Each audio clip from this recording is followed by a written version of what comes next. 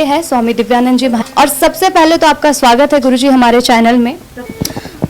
देखिए, सबसे पहली बात, एक तो किसी भी मनुष्य का माता दुर्गा को डिफाइन करना, शब्दों में वर्णन करना, ये किसी के सामर्थ्य की बात नहीं, किंतु हम तो उनके संतान हैं, उनके बच्चे हैं। प्रयास करेंगे कि माता की चर्चा हो सत्संग मानकर। और अगर कहे कि माता दुर्गा का महत्व क्या है, तो इसको एक शब्दों में, साधारण शब्दों में, क्योंकि हमारे दर्शक कोई घरेलू, कोई वृद्ध माता होंगी, कोई बालक भी होंगे, सभी जो विद्वान हैं तो समझेंगे। लेकिन ये सारी बातें जो घर पे बैठी जो महिलाएं, माताएं, बहनें, बच्चे हैं, नई पीढ़ी के हैं, आपको भी समझने की आवश्यकता है। माता दुर्गा, जितने भी देवी देवता हैं, उनका एक परिचय है कि ये किनके पुत्र या पुत्री हैं, इनका आविर्भाव कब हुआ, कैसे हुआ। माता दुर्गा की बात करें तो इनमें थोड़ी भिन्नता क्या है। माता दुर्गा अपने आप में एक संपूर्ण शक्ति है। जितनी देवी देवता हैं उन सबों की शक्ति मिलाकर एक शक्ति पुंज का आविर्भाव हुआ। और ब्रह्मांड में जितनी शक्ति, जितनी भी देवी देवता, सभी अपने अपनी शक्ति माता को प्रदान किया और वो बनी माँ दुर्गा। यानी शक्ति की आराधना जब करते हैं तो अब देखिए, समझने की बात है, जब माता दुर्गा को हम देखते हैं, उनके एक बार आप तो अपने मानस पटल पर माता को एक बार अगर आप लाए कल्पना करके, तो माँ सिंह पे सवार हैं, अष्टभुजी माँ हैं, एक से एक आयुध हैं, वरद हस्त भी है, और जितने आयुध सभी की अलग अलग रूप से उनको व्याख्या किया जा सकता है। अब देखिए, मनुष्य के जीवन में 4 पुरुषार्थ होते हैं, धर्म, काम, अर्थ, मोक्ष। 5वां कुछ नहीं है, आपको भी ज्ञात होगा। तो धर्म, काम, अर्थ, मोक्ष, ये चारों को प्रदान करने के लिए माता दुर्गा अपने आप में परिपूर्ण है। अब ये 4 पुरुषार्थ प्राप्त करने के लिए 3 माताएं हैं। हमारे जीवन में 3 प्रकार के गुण होते हैं, सत्वगुण, रजोगुण, तमोगुण। और इन तीनों की अधिष्ठात्री देवी जो हैं, महासरस्वती, महालक्ष्मी, महाकाली। अब बातें आती हैं, यदि किसी को विद्या बुद्धि की आवश्यकता होती है तो माता सरस्वती के सामने वो नतमस्तक होते हैं कि माता आपकी कृपा हो। किसी को धन संसाधन की आवश्यकता पड़ती है तो माता लक्ष्मी के समक्ष आकर वो करते हैं कि माता आपकी कृपा हो। जब किसी प्रकार की बाधा या किसी शक्ति की आवश्यकता पड़ती है, शत्रु बाधा आती है, काम में बाधाएं आती हैं, जीवन में ऐसे शक्ति की आवश्यकता पड़ती है जहां व्यक्ति हार सा जाता है, तब लगता है कि अंतिम याद करो तो माता काली, महाकाली को हम स्मरण करते हैं। जैसा पहले मैंने बताया कि धर्म, अर्थ, काम, मोक्ष, चारों को अगर सम्मिलित रूप से पूर्ण शक्ति प्राप्त करनी हो, त्रिगुणात्मिका भी माँ को कहते हैं। क्यों? क्योंकि तीनों गुण प्रदान करने वाली हैं, महासरस्वती, महालक्ष्मी, महाकाली। इन तीनों का सम्मिलित रूप यदि हम एक साथ मिला दें, अब हम कहेंगे हमारी माता माँ दुर्गा का स्वरूप सामने हमारा फिर वो चित्रण होता है।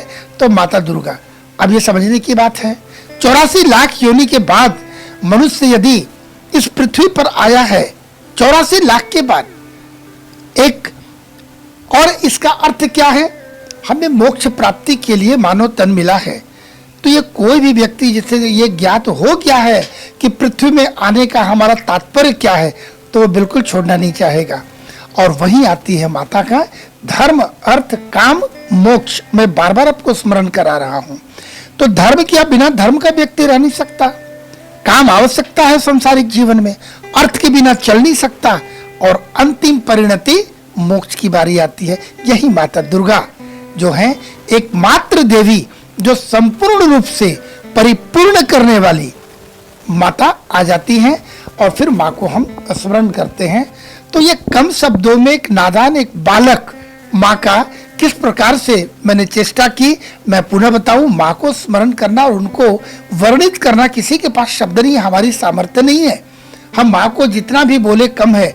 लेकिन जब माँ शब्द बोलते हैं, मानस पटल पर जब माँ की प्रतिमा अंकित होती है, तो मन प्रसन्न होकर एकदम से व्यक्ति स्तब्ध हो जाता है, चुप हो जाता है, सारे शब्द निशब्द हो जाते हैं, और एकदम से शांत होकर बस मातामय होकर वो बिल्कुल लीन हो जाता है व्यक्ति।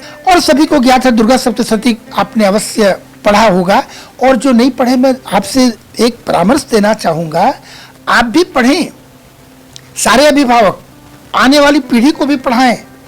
और मैं तो बोलूंगा शारदीय नवरात्र निकलने के बाद संपूर्ण विश्राम होने के बावजूद भी अपने दैनिक पूजा में कमोबेश अपनी सुविधा अनुसार दुर्गा सप्तशती को अपनी जीवन में आत्मसात कर ले और कोई ना कोई अपनी रुचि के अनुसार, क्षमता के अनुसार, समय के अनुसार आप थोड़ा अवश्य प्रतिदिन पाठ किया करें। आपका जीवन बदल जाएगा, इस बात का मैं आपको विश्वास दिलाना चाहूँगा। इसका महत्व क्या होता है, जब बताइए माँ तो चारों चीज को जब प्रदान करने वाली हैं तो आपके जीवन में कुछ शेष रह नहीं जाता है। संपूर्ण अनुष्ठान आप कर लेते हैं अगर माता का स्मरण करते हैं तो शारदीय नवरात्र से प्रारंभ करें। एक कहें कि एक हमारा रिफ्रेशर कोर्स है, इसके बाद सालों भर राउंड द ईयर माता का स्मरण करते रहें। हम और भी आगे बात करेंगे, मंत्रों की बात करेंगे, किस प्रकार से कम समय में कम शब्दों में आप माता को कैसे अपने हृदय स्थल पर विराजमान करा सकते हैं। इन सारी बातों की हम और भी चर्चा करेंगे कि यह 9 शब्द कैसे आए। देखिए 2-3 तरह से समझेंगे। नवरात्र बोलते हैं, रात्रि अंडरलाइन करेंगे, 9 दिन हमने नहीं कहा है, या कहीं भी 9 दिन नहीं लिखा गया, 9 रात्र लिखा गया है। रात्रि का यहाँ विशेष महत्व है, इसकी भी चर्चा करेंगे कि किस प्रकार महानवमी के दिन लोग पारण करके संपूर्ण कर देते हैं, बड़ी भूल करते हैं। फिर से बताऊं, 9 रात्र है, 9वीं रात्रि तो विशेष है। नवम सिद्धिदात्री, उस दिन माता सिद्धिदात्री का दिन है। माँ देखी कि हमारे बच्चे 9 दिन तक अपना अनुष्ठान किया और नवम रात्रि जो है उसी दिन आपको पारिश्रमिक और पारितोषिक माँ देने के लिए आती हैं, लोग समापन करके चले जाते हैं। तो रात्रि का महत्व है। 9 शब्द विशेष है, 9 दुर्गा, क्योंकि 9 अलग अलग रूप में माँ तो माँ है, माँ दुर्गा है, किंतु माँ के कहीं 32 नाम भी है, कहीं 108 नाम भी है, कहीं 1008 नाम है। इस प्रकार से 9 दुर्गा की जब बात करते हैं तो नवरात्र में प्रथम शैलपुत्री, चतुर्थ ब्रह्मचारिणी, तृतीय चंद्र घंटा, इस प्रकार से नवम सिद्धिदात्री। 9 दिन या विशेषकर रात्रि को लेकर 9 रूप की हम पूजा करते हैं। आपका प्रश्न जो बहुत रहस्यमय प्रश्न आपने किया, ये 9 का तात्पर्य क्या है? हमारे शरीर के अंदर में 7 चक्र होते हैं, मूलाधार, स्वादिष्ठान, मणिपूरक, अनाहत, विशुद्धि चक्र, आज्ञा चक्र, सहस्त्रार चक्र। ये तो 7 हो गए। कभी कई साधक पूछते हैं, महाराज जी आपने बताया 9 दिवस की बात कर रहे, नवरात्रि की, और आपने 7 चक्र बताए। तो जब हम मूलाधार से प्रारंभ करते करते जब हम शास्त्रार्थ तब जब आते हैं, उसके बाद क्या होता है? तब फिर आते हैं महाशिव की प्राप्ति, ब्रह्मांड को प्राप्ति, और उस ब्रह्मांड और इस ब्रह्मांड का एकाकार होना। तब वहीं पर बात है शिवो अहम ब्रह्मो अहम, अहम ब्रह्मर्षि। तो 7 चक्र भेदन करने के बाद मैं ही शिव हूं, मैं ही ब्रह्म हूं, मेरे अंदर ही ब्रह्म है और ब्रह्म मैं हूं, इसका भान और इसकी अनुभूति के लिए फिर उसके बाद की बारी आती है 7 चक्र भेदन करने के बाद। तब जब आती है तब हम 9 दुर्गा की बात करते हैं। तो सप्तम कालरात्रि है, कालरात्रि के बाद महागौरी और सिद्धिदात्री एक स्टेज ऊपर जाते हैं। तो माता गौरी महाअष्टमी के दिन 7 चक्र के बाद, और तब महा सिद्धिदात्री की बात आती है। तब माता सिद्धिदात्री व्यक्ति सिद्ध हो जाता है और ये कह सकते हैं कि उसे टिकट मिल गई मोक्ष प्राप्ति की। बिल्कुल 10 भुजी माँ दुर्गा, अष्टभुजी माँ दुर्गा, कहीं पर 9 दुर्गा में, हाँ, जैसे देखेंगे प्रथम शैलपुत्री, उनकी 2 भुजाएं हैं माँ का। तो कहीं 2 भुजा, कहीं 4 भुजा, अष्टभुजी के नाम से लोग जाने जाते हैं। मन में प्रेम, माँ के प्रति एक भाव। अष्टभुजी माँ, शेर पे सवारी, शेरावाली माँ, हाँ, तो वहाँ अष्टभुजी है। किंतु माता का कहीं 16 भुजा का भी वर्णन है, लेकिन हम मुख्य रूप से 10 भुजा का आपने प्रश्न किया, मैं बताता हूँ, बड़ा सरल ढंग से समझेंगे। माता की 10 भुजा, यानी दुर्गा सप्तशती में जब कवच का पाठ करेंगे तो कहती माँ 10 भुजा से मुझे रक्षा करने वाली। ये 10 भुजा का अर्थ क्या है? बच्चे जानते होंगे, 10 दिशाएं हैं, यानी 10 दिशाओं से अपने आप को हमने बांध लिया। पूरब, पश्चिम, उत्तर, दक्षिण, नैऋत्य, ईशान कोण, आग्नेय कोण, नैऋत्य कोण, वायव्य कोण, आकाश, पाताल, ये 10 हो गए। यानी 10 दिशाओं से मां रक्षा करती है। तो वो प्रतीक है 10 भुजाएं। मां के पास 10 भुजा है तो 10 दिशाएं से रक्षा करेंगी। मां के त्रिनेत्र भी हैं, ब्रह्म नेत्र, हाँ, सूर्य, चंद्रमा, ब्रह्मांड। तो मां के पास वो शक्ति है। मां शक्तिशाली है, ये प्रतीक है कि सिंह का वाहन है। 10 दिशाओं में देखते हैं तो आप मां की 10 भुजाएं में देखेंगे, एक से एक आयुध है, उसमें एक से एक अस्त्र शस्त्र भी है, माला भी है, पदम भी है और वरदहस्त भी है। तो सभी का अर्थ है कितने प्रकार से मां हमें रक्षा कर रही है, उन आयुध से रक्षा भी कर रही है, माला से हमें शांति भी दे रही है, सिद्धि भी दे रही है और वरदहस्त से मां का आशीर्वाद भी है। इस प्रकार से हम 10 भुजाओं को समझा जा सकता है। मैं तो ऐसे भी जब सप्तशती की बात करता हूं तो मंत्र मैं चाहता हूं कि दर्शकों को ये जानना चाहिए और भारत का हर व्यक्ति, सभी सनातनी को ये मंत्र जानना चाहिए। और जानना मात्र नहीं, उसे अपने जीवन में, व्यवहार में आत्मसात करने की आवश्यकता है। मैं गारंटी दूंगा, इस मंत्र को आप इस नवरात्र 9 दिन करके देखें। इस नवरात्र में यदि आपने साध लिया 9 दिन, मेरी गारंटी आपका जीवन सफल होगा। लेकिन व्यापार करने की बात बिल्कुल नहीं है। ये कहीं क्लेम न ठोके कि मैंने 9 दिन साधना करी, अब हमें माँ ये दे दो। हम माँ तो कुछ दे नहीं सकते माँ को, हम अपना हृदय समर्पित तो कर सकते ना। तो अपने हृदय समर्पित भाव से उस मंत्र को जब जाप करेंगे, ये 9 दिन नियम पूर्वक अपनी सुविधा सामर्थ्य के अनुसार और प्रत्येक दिन अपनी दैनिक पूजा में शामिल कर ले। दुर्गा सप्तशती की बार बार मैं चर्चा कर रहा हूं। सप्तशती, सप्त यानी 7, शती मने 100, 700 श्लोक वाली दुर्गा सप्तशती में 700 श्लोक हैं। जन साधारण के लिए बिल्कुल यह संभव नहीं कि 700 श्लोक प्रतिदिन करे। अब इसमें कई प्रकार की विचार है। आपने मंत्र पूछा अवंतिका, तो मैं बताऊं, आप अपनी रुचि, अपनी सामर्थ्य, हम एक कलयुग के एक साधारण से मानव हैं, कहीं ना कहीं स्वार्थ होता है। व्याधि से परेशान है, दरिद्रता से परेशान है, शत्रु बाधा से परेशान है और किसी अन्य चीज से परेशान है। सारी चीजों का समाधान हमारे माता की दुर्गा सप्तशती में दिया हुआ है वर्णन, उसके अनुसार भी आप कर सकते हैं। किंतु मैं एक मूल मंत्र बता दूं, यदि वो मंत्र करते हैं, अन्यत्र कोई भी दूसरे मंत्र की आवश्यकता नहीं रह जाएगी। किसी भी व्यक्ति के लिए, किसी भी समस्या के लिए, किसी भी साधना और कोई भी मनोकामना लेके करते हैं। क्यों? यदि एक मंत्र आपने किया, रोग व्याधि से हो गई, फिर कहेंगे माता कुछ हमें कुछ धन भी दे दो, हमें पुत्र भी दे दो, हमें थोड़ी सी ऐश्वर्य प्राप्ति दे दो, पद दे दो, तो यह हमारी सूची कभी खत्म नहीं होती है सांसारिक व्यक्ति के लिए। तो एक साधे सब सधे, माँ को ही क्यों ना हम अपना बना लिया। और जब माँ मेरे हृदय स्थली पे जब विराजमान हो गई, माँ को जब आत्मसात कर लिया अपने हृदय में, तो फिर तो सारी बातें, फिर माँ ही आ गई, तो फिर हमें क्या मांगने की आवश्यकता पड़ गई, माँ को ही ले लिया, है ना। नवाण मंत्र होता है, नवाण माने 9 अक्षर वाली मंत्र है। और माँ का ये समझ ले एक इस प्रकार का, मैं आपको कुंजी, ऐसी चाबी दे दूं जो सभी द्वार खुल जाएंगे। नोट कर ले, जो जानते हैं विद्वान उनसे क्षमा चाहूंगा, कोई बहुत बड़ी बात नहीं है। लेकिन जो माता दुर्गा को नहीं समझा, या जो सप्तशती का अध्ययन नहीं किया है, या जो नए लोग जानना चाहते हैं, नई पीढ़ी के बच्चे जानना चाहते हैं, नोट कर ले। ओम ऐं ह्रीं क्लीं चामुंडाय विच्चे।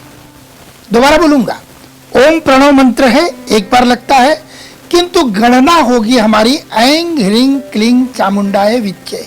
9 अक्षर हैं। अवंतिका, ये बहुत बड़ा प्रश्न आता है, इस मंत्र का अर्थ क्या है। चामुंडाय विच्चे, माँ को मैं प्रणाम कर रहा हूं। किस माँ को? बीज मंत्र 3 लगे हैं, ऐं ह्रीं क्लीं। जैसा मैंने पहले बताया था, सत्वगुण, रजोगुण, तमोगुण, इन तीनों की अधिष्ठात्री देवी महासरस्वती, महालक्ष्मी, महाकाली। तो महासरस्वती का बीज मंत्र ऐंग, महालक्ष्मी का बीज मंत्र ह्रींग, महाकाली का बीज मंत्र क्लीं। ऐं ह्रीं क्लीं, यानी ब्रह्मांड की सारी शक्तियों को आपने आवाहन कर लिया। चामुंडा विच्चे माँ को हम स्मरण करते हैं और माँ बड़ी दयालु है। माँ को रिझाना बहुत ही, आप देखिए ना, बच्चे जितने भी शैतानी कर ले, माँ छड़ी लेके दौड़ती है। और कोई कोई माताएं, देखिए घरेलू बात कर रहा हूं, माँ कभी भी अपने बच्चे की शत्रु होती नहीं है, किंतु कभी कोई माता बोलती है ना, आज तो तुम्हें जान से ही मार दूंगा। मैं घर की बात कर रहा हूँ, किसी परिवार में आपने भी सुना होगा। देखिए अगर फल की बात करते हैं तो पुनः मैं वही बोलूंगा वंतिका, यहाँ तो व्यापार वाली बात हो जाती है। हम किस लिए पाठ कर रहे हैं? लेकिन आपका प्रश्न गलत नहीं है। सांसारिक व्यक्ति ये सारे व्यापार ही करते हैं। क्षमा चाहूंगा, मेरा ये काम नहीं बन रहा है, करके देखता हूं। कोई बोलेगा ये काम करो तुम्हारा हो जाएगा काम, माता ये काम हो जाएगा तो मैं पूजा करूंगा, मैं ये चढ़ाऊंगी, यदि काम नहीं होगा तो नहीं चढ़ाऊंगा। भाई आप करो या ना करो, माता की कृपा आपके ऊपर है। तो सप्तशती का पाठ करने से क्या फल मिलता है? चलिए मैं आपके प्रश्नों का उत्तर में मैं पुनरावृत्ति कर दूं जो प्रारंभ में बोला था। माता की पूजा कर लिया, सप्तशती को यदि आपने साध लिया तो महासरस्वती, महालक्ष्मी, महाकाली इस रूप में सत्व त्रिगुणात्मिका माँ, सत्वगुण, रजोगुण, तमोगुण, इन तीनों को साध देती हैं और अंततोगत्वा धर्म, काम, अर्थ, मोक्ष, ये चारों पुरुषार्थ आपको प्राप्त हो जाते हैं। यानी फिर इस पृथ्वी में जो आने का तात्पर्य था वो पूरा हो गया, यदि आप हृदय से माता को याद करते हैं तो। मेरा प्रश्न थोड़ा भिन्न होता है, मैं क्षमा चाहकर बोलूंगा। जहां भी पूजा की बात आती है तो फिर पूजा पद्धति पे हम आ जाते हैं। कैसे माँ को आवाहन करते हैं, कैसे माँ को विराजमान कराते हैं, कैसे उनका पाद प्रक्षालन करते हैं, कैसे भोग लगाते हैं, कैसे श्रृंगार करते हैं, कैसे आरती करते हैं, कौन से पुष्प चढ़ाने, कौन से भोग लगाने हैं, कौन से मंत्र देना है, कैसे विसर्जन करते हैं।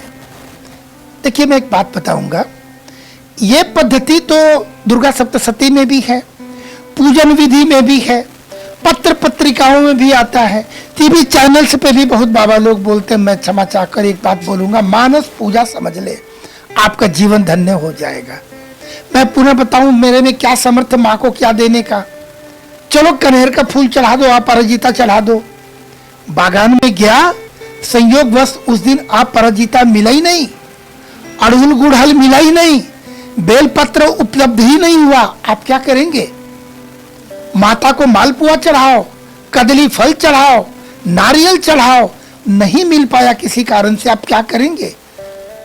आपको क्रंदन रोने के अलावा कुछ नहीं रह जाएगा, मन कचोट जाएगा। फिर लगेगा मैंने माँ को तो ये नहीं चढ़ा पाया, तो ये फल मुझे मिला नहीं, तो ये पूजा नहीं। माँ को पहले बताया कुछ नहीं चाहिए। आप अपने हृदय कमल को, कोई कहता है मेरा शरीर ही मैंने समर्पित कर दिया, बड़ी चालाकी बेईमानी की बात है। माता को समर्पित करने के लिए मेरा शरीर, मैं शरीर का मालिक नहीं हूं, स्मरण रहे। मैं होता कौन हूं? माता को समर्पित करने वाला यह शरीर, इस शरीर पर तो हमारा आधिपत्य है नहीं। क्या गारंटी है शाम को मैं मिल पाऊं कि नहीं आपसे? इसलिए शरीर भी हमारा नहीं है। बाकी पृथ्वी सब कुछ संपूर्ण ब्रह्मांड में मैं उनके अधीन हूं। हमारा मात्र एक चीज है जिसे आप समर्पित कर सकते हैं। आप स्मरण करें आपका अपना क्या है। शरीर भी आपका अपना नहीं है, मात्र एक चीज है अपना, वह है हृदय। इस हृदय कमल को माँ के चरणों में समर्पित कर दें, आप देखेंगे बस माँ आपकी है। हम तो माँ के हैं ही।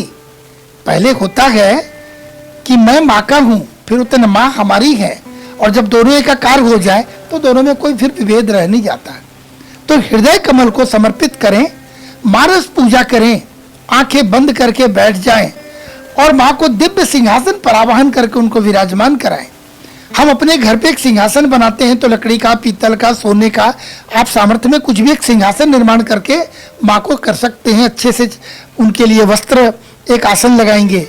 लेकिन जब आंखें बंद करके किसी वस्तु से बाहर परे होकर जब हम करते हैं तो फिर हमारी स्वतंत्रता है, हम यहां से सेकंड मात्र में हम स्वर्ग तक भी पहुंच सकते हैं आंखें बंद करके।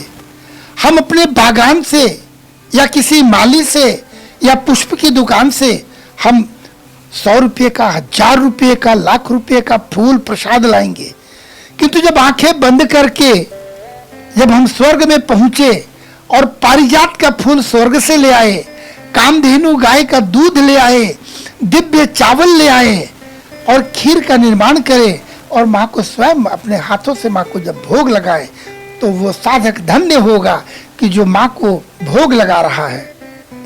और लगाते लगाते वो इतना खो जाएगा कि माँ को भोग लगा रहे हैं और फिर माँ को पोंछने के लिए भी अपने पास सामर्थ्य नहीं रह जाता है।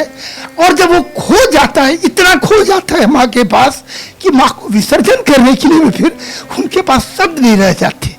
ऐसे जब भाव में जब डूब जाता है व्यक्ति, तो फिर माँ की पूजा होती है और तो फिर हम कह सकते हैं कि माँ का मैंने पूजा किया और माँ को मैंने प्राप्त किया। ऐसे साधक जब होंगे तो ऐसी अवस्था जब आती है, तब देखेंगे किसी वस्तु की भी आपके पास आवश्यकता नहीं रह जाती। न पुष्प है, न भोग है, न प्रसाद है, न आह्वान है, न विसर्जन है। आह्वान करके माँ को बुलाया, रखने की सामर्थ्य नहीं है, लेकिन विसर्जन करना भी मैं भूल गया। इतना खो गया माँ के माता में, फिर शरीर का भार नहीं रह जाता और व्यक्ति फिर खोसा जाता है। जी अवंतिका जी का साफ तौर पर कह रहा है कि माँ को अगर माँ से अगर शक्ति चाहिए, अगर जो भक्त ये सोचते हैं कि किस मंत्र का जाप करे, कैसे पूजा करे कि घर में, हम एक बात और जानना चाहेंगे कि माता दुर्गा को आदि शक्ति या परम ब्रह्म क्यों माना जाता है? अवंतिका, जैसा मैंने पहले बताया, संपूर्ण ब्रह्मांड की सर्वशक्तिशालिनी माँ है। यानी यदि किसी एक देवी देवता का नाम लेते हैं तो कोई एक पोर्टफोलियो होता है। विद्यादायिनी माँ सरस्वती है तो धनदायिनी माँ लक्ष्मी है, शक्ति देने वाली माँ काली है, बल देने वाले श्री हनुमान जी महाराज हैं, मोक्ष प्रदान करने वाले श्री हरि विष्णु हैं। किंतु जब माता की बात करते हैं तो जीवन की सारी समस्याओं को हल करने वाली और सारे सुख प्रदान करने वाली जब माँ है, यानी संपूर्ण ब्रह्मांड का स्वरूप माँ है और कोई फिर अलग से बच नहीं जाता है, कोई शक्ति कोई रूप, तो परम ब्रह्म माँ है, आदि शक्ति माँ है। और आदि शक्ति इसलिए कहते हैं कि माँ के आविर्भाव और उनका अंत, न कोई आदि न कोई अंत कह सकते हैं, और वो संपूर्ण है। कोई शिव की बात करते हैं, शिव तत्व की बात करते हैं, तो माता शिव भी है, यानी वो शिवा भी है। यानी जब शिव की बात करते हैं तो भगवान शिव वो पिता भी है और माता भी है, वो स्त्री भी है, वो पुरुष भी है, वो सृष्टि भी है और सृष्टा भी है। यानी ये जब दोनों सम्मिलित हो जाती हैं तो या माँ कहें या पिता कहें, परब्रह्म कहें, आदि शक्ति कहें या ब्रह्मांड कहें, कोई भी शब्द कहें, यह कम पड़ जाता है। ये संपूर्ण रूप से माँ का रूप है या शिव कहें, बात यहाँ पर फिर समान हो जाती है।